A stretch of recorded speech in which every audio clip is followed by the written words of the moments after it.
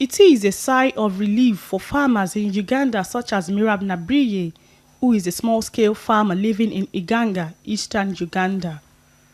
Nabriye grows staple foods like maize and beans to feed her family and sells the remains of her harvest at the local market to supplement her income.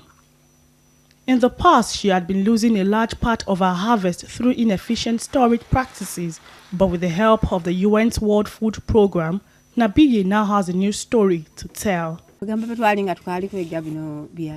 we were given this knowledge, our farming was not very profitable. We would harvest periodically and dry our produce on bare soil because we did not have tarpaulin. It cost us a lot of yields. We shared it with rats and all sorts of insects. But since we learned this method, there has been a difference.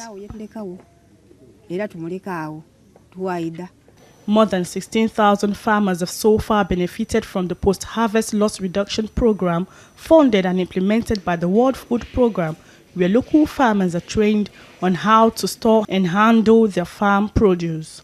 They are taken through lessons on the proper use of the new storage bags, metal and plastic silos.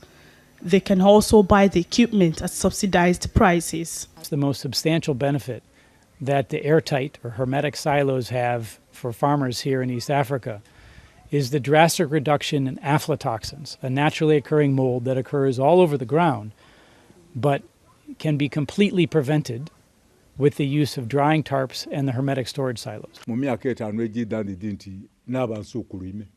In the next 5 years, I believe I will have prospered. When I began the group in my community, I decided to change my mindset and adopt these methods of harvesting, and I also succeeded in changing my family's thinking and that of my neighbors. Many subsistence farmers in rural Uganda still depend on seasonal rain patterns and use traditional farming and harvesting methods that often result in greater losses. Adopting the new strategies and technologies would decrease food waste and improve the livelihoods of farming communities in Uganda.